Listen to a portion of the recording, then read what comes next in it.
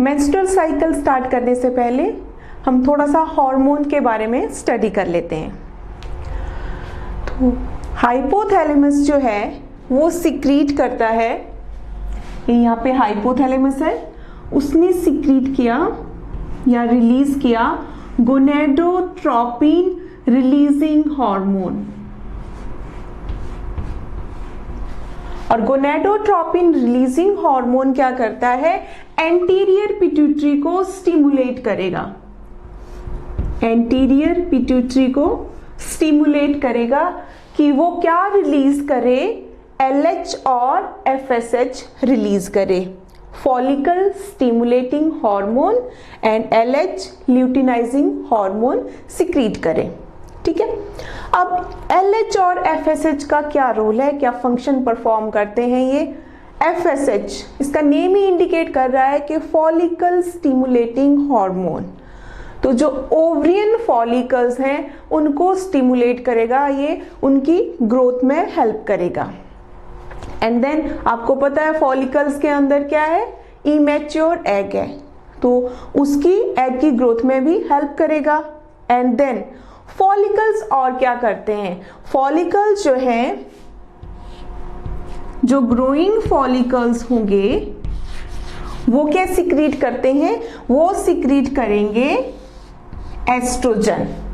Clear, oestrogen secrete किया, तो oestrogen किसके लिए रिस्पॉन्सिबल है, एक तो एस्ट्रोजन जो है स्टिमुलेट करेगा प्रोलिफरेशन ऑफ एंडोमेट्रियम, जो यूट्रिन की वॉल है एंडोमेट्रियम उसको स्टिमुलेट करेगा, वो रीबिल्ड होना स्टार्ट होती है। एंड देन दूसरा एस्ट्रोजन किसके लिए रिस्पॉन्सिबल है, सेकेंडरी सेक्सुअल कैरेक्टर के लिए रिस्पॉन्सिबल है। क्लियर, ये तो था FSH का रोल। देन LH का क्या फंक्शन है, LH luteinizing hormone. Luteinizing hormone ये क्या करता है, it causes the ovulation. Menstrual cycle के 40th डे पे ओवुलेशन होती है, ग्राफियन फॉलिकल रप्चर करता है और क्या ओवम या सेकेंडरी oocyte रिलीज हो जाता है। ठीक है, तो वो कौन कॉज करता है, उसमें कौन हेल्प करता है, LH हार्मोन। एंड सेकेंड क्या फॉर्म करता है, ये LH हार्मोन जो है किस चीज की फॉर्मेशन में, कॉर्पस ल्यूटियम की फॉर्मेशन में भी हेल्प करता है। तो सेकंड क्या आ गया इसका रोल, कॉर्पस ल्यूटियम की फॉर्मेशन।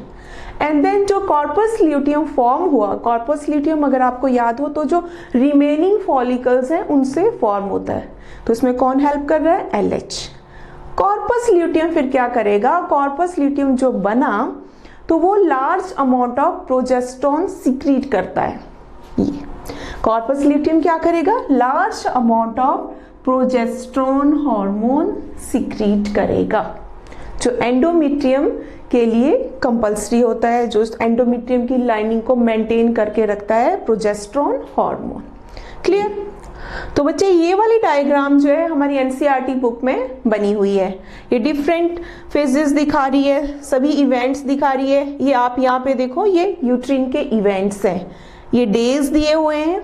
एंड देन कौन कौन से डेज में किस तरह से एंडोमेट्रियम ब्रेक करती है, देन दोबारा से रिबिल्ड करेगी एंड फिर ठीक होती जाएगी 2 मिलीमीटर एंड देन 5, इस तरह से थिकनेस उसकी इंक्रीज होती जाती है, वो सारे इवेंट्स इसमें दिखाए हुए हैं। And then hormones, ovarian hormone, estrogen and progesterone, इनका लेवल दिखाया हुआ है, कहाँ पे ये अप डाउन कर रहे हैं। एंड उसके बाद ओवरियन इवेंट्स, ओवरी में किस तरह से जो फॉलिकल्स हैं वो ग्रो कर रहे हैं, देन ओवुलेशन हो रही है 40th डे पे, और उसके बाद जो रिमेनिंग फॉलिकल्स हैं वो किस तरह से कॉर्पस ल्यूटियम फॉर्म कर रहे हैं। एंड देन फिर अगर फर्टिलाइजेशन नहीं होती है तो फिर क्या, कॉर्पस ल्यूटियम जो है डीजनरेट कर जाता है। और pituitary hormone LH and FSH, इनका लेवल दिखाया हुआ है कि मिड में इनका लेवल ज्यादा होता है और किस तरह से अप एंड डाउन ये करता जाता है। तो इन सभी इवेंट्स को हम अब फेजेस में डिवाइड कर लेते हैं, देन उनको फिर आपस में इवेंट्स को लिंक करते हैं कि किस तरह से ये आपस में लिंक्ड है। नेक्स्ट है फेजेस ऑफ मेंस्ट्रुअल साइकिल। तो जो पहला फेज है उसको हम क्या कह रहे हैं, ब्लीडिंग फेज या मेंस्ट्रुअल फेज। इसमें क्या होगा, जो फर्स्ट फेज है हमारा, ये फर्स्ट से लेके 5 डेज तक, जो अभी हमने डायग्राम देखी है उसमें क्या था, जो फर्स्ट 5 डेज हैं वो हम ब्लीडिंग या मेंस्ट्रुअल फेज ले लेते हैं उसमें। तो ये वेरी करता है इंडिविजुअल टू इंडिविजुअल, किसी में 3 डेज का भी हो सकता है, किसी में 5 डेज या 6 डेज तक हो सकता है, तो ये नॉर्मल है। अब इसमें क्या होता है, कौन कॉज करता है ब्लीडिंग फेज। अब इनिशियली अगर हम देखें तो क्या हो रहा है, जो प्रोडक्शन ऑफ LH हार्मोन है एंटीरियर पिट्यूटरी से, उसकी जो प्रोडक्शन है वो कम हो जाती है। LH की प्रोडक्शन कम हुई, तो LH की प्रोडक्शन अगर कम हुई तो जो कॉर्पस ल्यूटियम फॉर्म हुआ है वो कॉर्पस ल्यूटियम क्या कर जाता है, डीजनरेट कर जाता है। हमें पता है कॉर्पस ल्यूटियम के मेंटेन करने के लिए भी क्या चाहिए, LH हार्मोन चाहिए, ल्यूटिनाइजिंग हार्मोन चाहिए। अब कॉर्पस ल्यूटियम डीजनरेट कर गया तो कॉर्पस ल्यूटियम क्या सिक्रीट करता है, प्रोजेस्टेरोन सिक्रीट करता है। तो उससे क्या हुआ, प्रोजेस्टेरोन का लेवल भी कम हो गया, और जो हमारा कॉर्पस ल्यूटियम है वो स्मॉल अमाउंट में एस्ट्रोजन भी सिक्रीट करता है। तो एस्ट्रोजन का लेवल भी इस टाइम क्या है, लो है। तो क्या क्या आ गया, प्रोजेस्टेरोन का लेवल कम है, एस्ट्रोजन का लेवल भी कम है। तो जो लो लेवल है प्रोजेस्टेरोन का वो क्या करेगा, एंडोमेट्रियम की लाइनिंग को ब्रेक कर देता है। ठीक है, जैसे हमने पहले भी बात की थी कि एंडोमेट्रियम लाइनिंग को मेंटेन करने के लिए क्या चाहिए, प्रोजेस्टेरोन का हाई लेवल चाहिए प्रोजेस्टेरोन का। तो यहाँ पे क्या है, लो लेवल है प्रोजेस्टेरोन का, तो वो क्या कॉज कर रहा है, break down of the endometrium. तो इससे क्या हो रहा है, ब्लीडिंग हो रही है इस फेज में। या आप देख रहे हो यहाँ पे low level of LH from the anterior pituitary, luteinizing hormone कहां से, एंटीरियर पिट्यूटरी से उसकी प्रोडक्शन कम हो गई। देन फिर क्या हुआ, डीजनरेट कर गया corpus luteum, corpus luteum degenerate कर गया तो ऑब्वियस है लो लेवल हो गया प्रोजेस्टेरोन का, एस्ट्रोजन का लेवल भी लो हो गया, एंड देन ये क्या कॉज करेगा, causes menstrual flow, endometrium wall break कर गई। क्लियर, आई होप ये क्लियर है। चलो नेक्स्ट फेज चलते हैं। नेक्स्ट फेज है फॉलिकुलर फेज। फॉलिकुलर फेज जो है वो 6 to 13 डेज तक हम इसको ले लेते हैं फॉलिकुलर फेज को। फॉलिकुलर फेज नेम इंडिकेट कर रहा है फॉलिकल वाला फेज। अब इसमें क्या हो रहा है, जो हमारा लास्ट हम दोबारा से बैक जाएं तो क्या था, लो लेवल था प्रोजेस्टेरोन का। तो अब लो लेवल ने क्या किया, मैसेज दिया एंटीरियर पिट्यूटरी को कि एंटीरियर पिट्यूटरी अब क्या करे, वो रिलीज करे follicle stimulating hormone. Anterior pituitary ने क्या किया, अब फॉलिकल स्टिमुलेटिंग हार्मोन रिलीज किया। तो फॉलिकल स्टिमुलेटिंग हार्मोन क्या करेगा, जो ओवरियन जो फॉलिकल हैं उनकी ग्रोथ में हेल्प करेगा। ठीक है, help in the growth of follicle और ओवरियन फॉलिकल। अब फॉलिकल जो है वो क्या सिक्रीट करते हैं, फॉलिकल सिक्रीट करेंगे एस्ट्रोजन, फॉलिकल सिक्रीट करेंगे एस्ट्रोजन। ठीक है, एस्ट्रोजन सिक्रीट हुआ। अब जो एस्ट्रोजन सिक्रीट हुआ वो क्या, वो हेल्प करेगा एंडोमेट्रियम वॉल को रिबिल्ड करने में। फर्स्ट फेज में क्या हुआ था, ब्लीडिंग फेज में एंडोमेट्रियम वॉल रप्चर कर गई थी, लेकिन अब क्या होगा, इसमें एस्ट्रोजन स्टिमुलेट करेगा किसको, प्रोलिफरेशन ऑफ द एंडोमेट्रियम। तो यहाँ पे क्या हो जाएगा, एंडोमेट्रियम जो वॉल है वो रिबिल्ड होना स्टार्ट हो जाती है। ओके, और ये हमने कर ही लिया पहले कि ये जो एस्ट्रोजन है वो सेकेंडरी सेक्सुअल कैरेक्टर के लिए भी रिस्पॉन्सिबल है।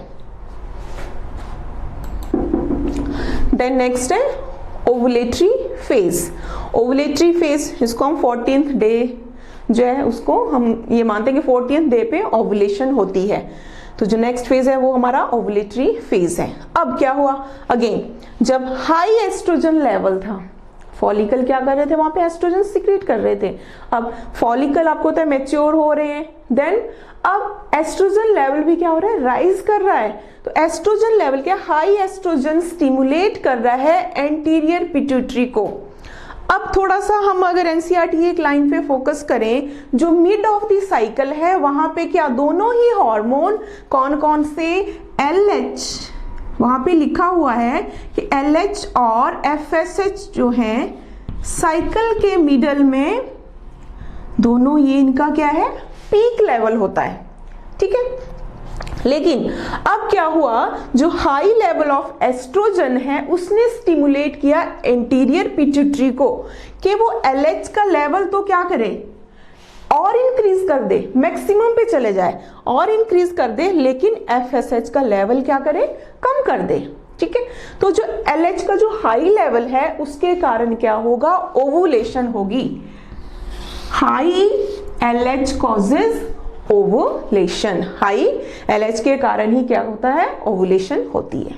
ओके, तो नेक्स्ट फेज जो है उसको हम क्या कह रहे हैं, ल्यूटियल फेज। ल्यूटियल फेज या सिक्रेटरी फेज भी इसको हम कहते हैं। तो ये कितने से 15 डेज से 28 डेज तक हम ल्यूटियल फेज कहते हैं। अब इसमें क्या हो, ल्यूटियल फेज में ओवुलेशन जब हुई तो ग्राफियन फॉलिकल रप्चर हुए, तो जो रिमेनिंग ग्राफियन फॉलिकल्स हैं वो क्या फॉर्म करेंगे, वो कॉर्पस ल्यूटियम फॉर्म करेंगे।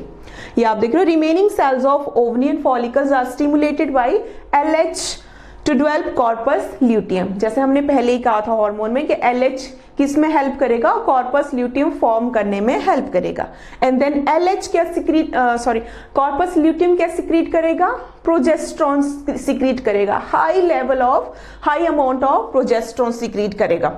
और जो प्रोजेस्ट्रॉन सिक्रीट हुआ वो क्या स्टिमुलेट करेगा, वो यूट्रिन ग्लैंड को स्टिमुलेट कर रहा है कि वो क्या सिक्रीट करें, वाटरी फ्लूइड सिक्रीट करें, वाटरी म्यूकस सिक्रीट करें। इसके कारण इसका नाम जो है सिक्रीटरी फेज भी है, और कॉर्पस ल्यूटियम के कारण इसका नाम ल्यूटियल फेज, और सिक्रीट भी कर रहा है वाटरी म्यूकस, तो इसलिए इसका क्या नाम है, सिक्रीटरी फेज भी है। और सिक्रीटरी फेज में ही जो वेजाइनल ग्लैंड है वो भी क्या करते हैं, वाटरी म्यूकस सिक्रीट करते हैं। एंड लास्ट, ये आपको पता ही है, प्रोजेस्टेरोन और किसके लिए चाहिए, एंडोमेट्रियम की वॉल को मेंटेन करने के लिए। अगर फर्टिलाइजेशन जो है हो जाती है देन क्या होगा, प्रोजेस्टेरोन की रिक्वायरमेंट होगी further. And then if in any case अगर फर्टिलाइजेशन नहीं होती है तो क्या हो जाता है, जो कॉर्पस ल्यूटियम में आगे जाके डीजनरेट कर जाता है। अब दोबारा से ये आप देख सकते हो किस तरह से इवेंट्स हुई। ये फर्स्ट, ये देख रहे हो आप, फर्स्ट 5 डेज जो हैं,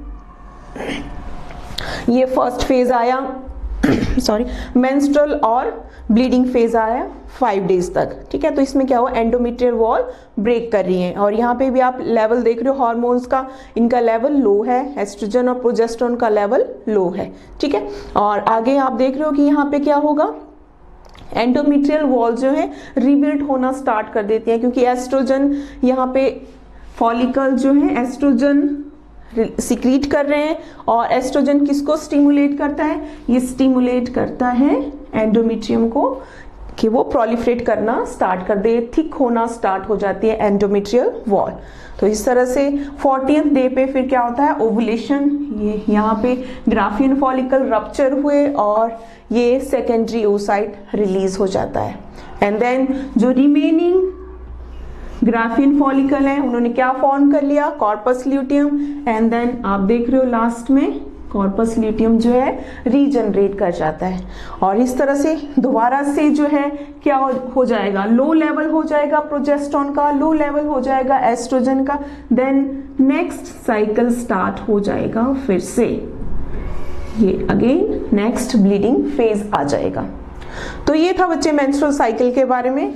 आई होप आपको क्लियर हो गया होगा।